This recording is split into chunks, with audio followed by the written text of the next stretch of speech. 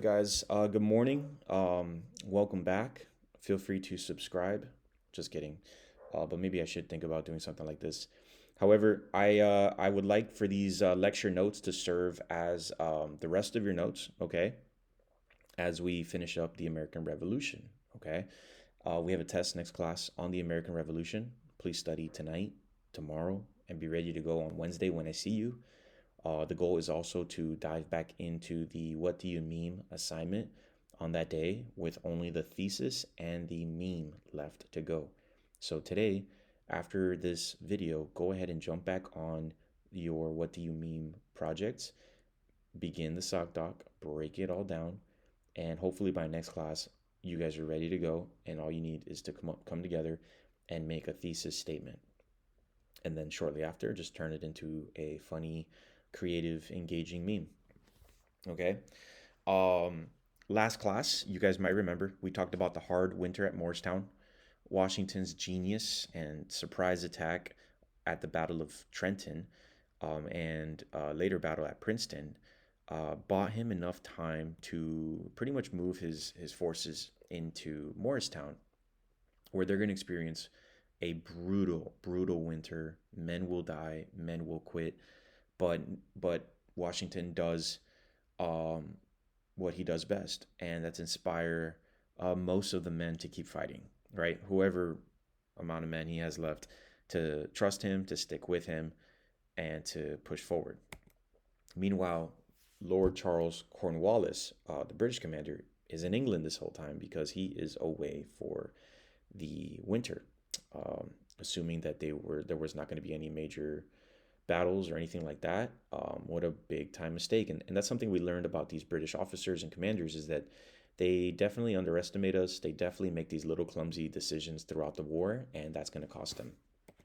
Now, moving forward, one of their brightest, Sir Gentleman Johnny General Burgoyne, okay, and Sir General William Howe have a master plan where they're going to cut Massachusetts off from the rest of the states, cutting the head off of the snake. Okay, the most rebel, most tough, all right, most successful state has been Massachusetts up to this point, and they believe that this plan is going to work. So, what was the British campaign of 1777? Burgoyne from Canada was going to mobilize his forces south, while General Howe from Pennsylvania was going to mobilize his forces north, and they would meet right around the Hudson River. If you guys can imagine that, I don't know if you can see my mouse, but go from Canada and find that river that travels through New York, and you're going to have Burgoyne going south, Howe going north from Pennsylvania, and when they converge, they're going to have two massive armies that are going to completely destroy Massachusetts and New England and cut that head off the snake and completely disconnect the North from the South. Okay, so it sounds like a great plan, and it might have been a great plan had their egos and their pride not got in the way. William Howe decides to actually not meet General Burgoyne, and he actually lets him know this. He rather pursue the Continental Congress in Philadelphia, in Pennsylvania. So now General Howe will actually chase and maneuver through Philly and in Pennsylvania. He doesn't actually capture the Congress, and Congress does have to move. You know, guys like John Hancock and all those guys, John Adams, they have to run for their lives and hide in another country town in Pennsylvania. But what Howe does do is beat Washington. Okay, he does beat General Washington when they meet up again. And it is a brutal loss, but at what cost? Burgoyne, very talented officer, decides to go down anyways, down from Canada to New York, and it's not going to go well. Okay, it's not going to go well for Burgoyne because we know his army isn't as big as it could be. Now, Washington will have to retreat again, this time after a big loss. Okay, maybe Morristown, the encampment at Morristown was after a big win. This was after a really devastating loss. Okay, you lose pretty much your biggest city in the entire states and former colonies. And at Valley Forge, Pennsylvania, where they forged metal, it's a high ground between valleys. Again, what makes Washington so smart is his ability to survey the land. That is actual a career. That's a skill This is what he studied alongside, you know, being a commander. And the men here will struggle, maybe not from totally the cold like they did at Morristown, but from all of the effects of the course of the war: dysentery, diseases, flus, colds, you name it. I mean, there's going to be more people that die here at Valley Forge than in any other battle of the American Revolution combined. Okay? You want to talk about a breaking point? This is why Valley Forge is so famous. Okay? It's because it was the ultimate breaking point. This is where Washington's men could have surrendered, given up. But again, Washington keeps the boys moving, you know, keeps the boys inspired, and reassures them that they will persevere. Now, it helps that he got a young recruit from France called General Marquis de Lafayette, and Lafayette was an inspiring young man, okay, a very eager, motivated, willing to learn, very good at tactical attacks and maneuvering and logistical, you know, operations. Pretty much a legend in the making. You know, France is going to send over one of their best, sort of like to feel things out and see how they're doing, how we're doing. And it's at Valley Forge where we see the brilliance of Lafayette, and we actually see how close him and Washington become. Okay, this will be a dynamic duo that maybe we didn't see coming, but we're going to be glad we had. Lafayette's a very important person, not just for our history, but in also French history, as he's going to help lead the French Revolution. Based on what he observed here in the Americas, he's going to take all that knowledge and spirit back to France. And not only that, he will become a slave owner, but not for the motives you think. He actually wants to free them. So he actually experiments with this gradual emancipation process, which is buying a plantation and finding ways to, you know, give these people a better life. You just don't see those types of things. And that makes Marquis de Lafayette a very unique and inspiring individual. Now, we don't win the war without this man. Okay, this is a German, Prussian captain who got excommunicated and banished from Prussia for a number of things that are speculated. Maybe it was the fact that he, you know, took no lip. This guy, you know, good luck telling him exactly what to do. All right, he was very confident in his ability, and and just an alpha male. Okay, some believe he had personal rivalries with, you know, Prussian government. Others believe that it was because of his sexuality, that he was homosexual, and that the Prussian government pretty much banned him because of that. They made fun of him, they humiliated him, and a lot of a lot of a lot of winning a war has to do with timing. And it just so happens that Ben Franklin gets kind of wind of this man while he's in France and thinks of an idea of recruiting him and hires him almost like a mercenary. And, you know, sexuality aside, personal rivalry aside, debts, whatever it may have been, this man knows how to fight. And so we hire Baron Friedrich von Steuben to arrive at Valley Forge. And this, along with Marquis de Lafayette and Washington, they're going to revive these men.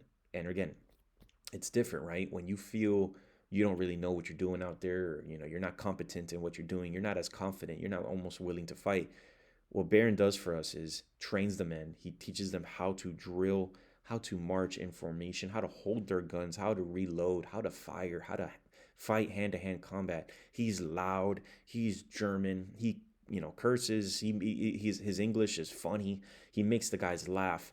He is almost exactly what we needed in this moment for our men in this particular time at Valley Forge. Okay, now separately, Burgoyne does decide to attack our guys. Okay, in command in upstate New York was Benedict Arnold and General Horatio Gates. And again, Burgoyne attacking with an incomplete army.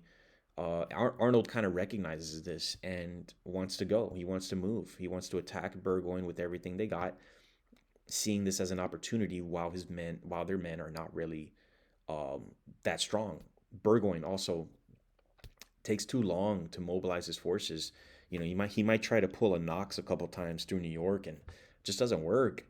Horatio Gates one of our guys who was very, in command, and who we thought was a very bright general, decides to go against Arnold and say no, like we need approval, this isn't going to work. Arnold obviously doesn't listen. He doesn't want to wait. He's a goer, so he goes and he attacks Burgoyne with everything they have. He actually gets his leg gets hit by a cannonball, and he continues to fight. His leg is completely shattered, and not only that, his horse gallops on one of those. Kind of gets scared by an explosion, and the horse lands on Arnold's and his broken leg again. And the man wants to keep fighting, but he just simply can't. So they have to remove him from the field. But we actually win here at the Battle of Saratoga in upstate New York. And this is the nail in the coffin in the North. Whatever plan Burgoyne and Howe and Cornwallis had of separating New England from the South, it's done. Massachusetts will never be taken. As a matter of fact, moving forward, the British will never be able to attack the North. Even though they have Canada, they will never be able to attack the North in such a way. Okay? Saratoga, you could say, is the most important turning point of the war. Not only because of this, but France. France had been paying attention, and this was the win that we needed to convince France to declare war on England. Yes, France formally declares war on England. Surprised? Maybe not. Maybe we've always seen France dislike England, right? But maybe France was just keeping an eye on the progress to see when was the opportune time to jump in. And this is it, boys. After the battles of Saratoga, France, all and their soldiers, their resources, and their navy will be ours. Now, both sides are going to have strengths and weaknesses. We have familiarity of the home ground. We have exceptional leadership. We have a cause of independence. However, we're untrained and undisciplined for the most part. We're running out of food and ammunition. We don't have a navy. And we don't have a central government. Our government is literally on the run. The British are well trained. They have an army. They have a navy. They have their governments. They have funding, even though they're kind of, they're running out. They're racking up a huge bill. They have support of loyalists in these middle colonies like New York and Philadelphia, which is why Howe wins. And obviously they have to cross 3,000 miles anytime they want to attack us. They're unfamiliar with the territory, and it turns out their leaders are definitely not like ours. This is their leaders. Okay, so on the top left, you have Lord Charles Cornwallis. Okay, we know he's the commanding officer of the entire British operation. Beneath him, to the right, we have Henry Clinton, who's going to do some damage in the South and South Carolina. And then you might recognize this guy. Okay, that is Benedict Arnold. See, back at Saratoga, even though Arnold is the reason we won, Horatio Gates took all the credit. When he writes his report, he writes that it was his idea to attack. It was his tactical genius that defeated Gentleman Johnny Burgoyne at Saratoga. And not only that, he actually goes on to defame Arnold's character and say that he was unwilling to listen to his command and things like that. So not only did Arnold not get credit for what he actually did, but he actually got further humiliated by Gates. And in a secret meeting with a British officer by the name of Andre, who pretty much tells Arnold, hey, like, this is our offer, this is your salary, this is your rank, like, you're going to get everything you want if you just fight for us. What do you say? And Arnold, actually, his girl, his wife, Peggy Shippen, or his love interest, was a loyalist. And so, he has someone really close to him pretty much egging him on to do this. And he gets an offer of a lifetime. And Arnold says, you know what, let's do it. Let's switch sides. Arnold gives them valuable information on West Point, which was a very impressive fort, all right, in upstate New York. They don't get it eventually, but they damage it a lot. And just like that, okay, Andre was killed, by the way. We caught the informant, and he was killed. We didn't catch Arnold. As a matter of fact, Arnold would eventually team up with the guy in the picture next to him. All right. Now, this man's name is Bannister Tarleton. Okay, Banastre Tarleton, they called him Bloody Ban. They also nicknamed him the Butcher. Okay, and that tells you everything you need to know about Bloody Ban. Um, this man's primary goal is to inflict fear in the heart of Southerners. He's going to set the South on fire. Okay, places like Richmond, Virginia. All right, um, the backwoods in the Carolinas, wherever him and also Arnold go, they're going to win, but they're not going to play by the rules anymore. Okay, they're going to go knocking door to door looking for patriots, and if they don't receive any help from the people that live in those houses, they're going to burn those houses to the ground. Right? They might even kill innocent people in the process. So this is a very ruthless team you have here. Okay. Now, on our side, we have Washington at the top. We have Lafayette underneath Washington. In the middle, we have Horatio Gates. And in the right, we have Nathaniel Greene from Rhode Island, who an unsung hero. All right. He had a really bad limp. Nobody ever thought he could really amount to what he would do. What he did and the role he sort of played in this war, was to take the lumps for Washington. Whenever Washington needed to retreat, save men, and just go, Nathaniel Greene and his forces would step up and just take the hits. And time and again, gave Washington the time he needed to mobilize his forces somewhere else. Maybe it was to Morristown, maybe it was to Valley Forge. Nathaniel Greene, we see him climbing the absolute ranks of this army and eventually being a big time commander and rising general in the South. And I keep bringing up the South because the war moves to the South. Okay, because the British never feel that they can take the North after Saratoga, the Southern strategy is now in place. Thousands upon thousands of British soldiers will be fleeted over, all right, to the South to capture Georgia, South Carolina, North Carolina, and Virginia. What do all of these states have in common? They all have ports, okay? And if you can control the ports, you can control the continent, okay? So on December 28th, British surprise, 1778, excuse me, a British surprise attack on Savannah, Georgia, um, happens pretty quickly, but this was very destructive. The siege of Charleston, okay, Charleston falls, the biggest port in the South falls on May 12th, 1780, okay? Henry Clinton does a great job for the Redcoats in taking this massive port. And then following that, the raid on Richmond in Virginia, January 1st through the 3rd in 1781. So just in 2 to 3 years, short years, probably 2 years, we see the British accomplish much of this plan. Okay, they took Georgia, they took South Carolina, and they took Virginia. If they can take North Carolina, it's pretty much over.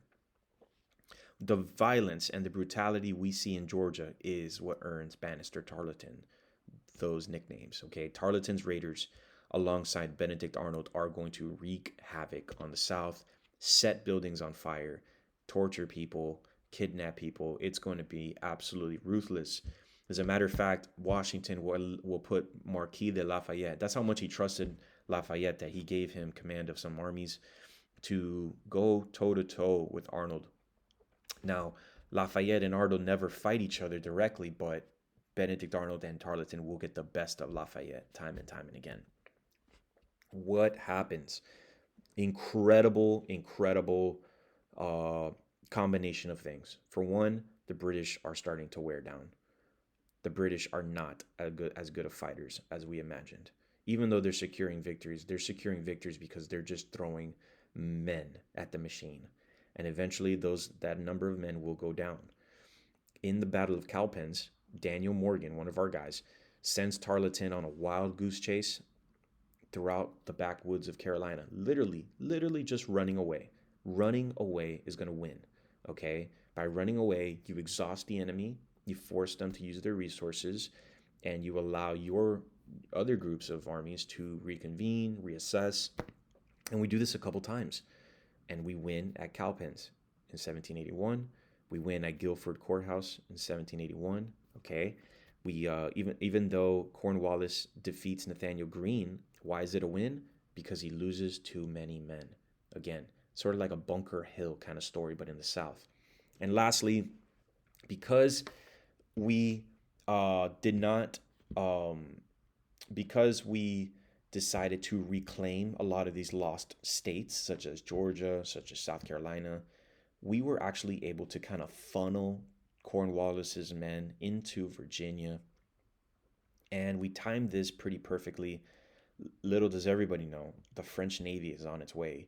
And we actually predicted where the French Navy would be perfect to arrive at. And this is a lot of Lafayette's doing, Lafayette becoming very familiar with what's going on in the South and communicating with Washington. We're able to get the French Navy very, very close to the Chesapeake Bay. And again, this is the French Navy. This is a fresh Navy. This is a very strong Navy that's going to take it to the British Navy and British soldiers that are tired at this point. And we actually funnel Cornwallis and we corner him at Yorktown. And this is the battle where this man and his troops have nowhere to go. Okay, we do such a great job of sweeping from the west, from the north, and the Navy from the east that Cornwallis will have no choice after 3 weeks of siege. Remember what siege is: cannon fire on top of their heads for 3 weeks. Cornwallis, exhausted, men battered, beaten, cannoned, will wave the white flag. Okay? This is the last battle of the American Revolution. And what ensues is a ceremony of surrender where Cornwallis now must give his saber to the commanding general of the victorious army, the Continental Army, George Washington. Okay? Now, it doesn't end there.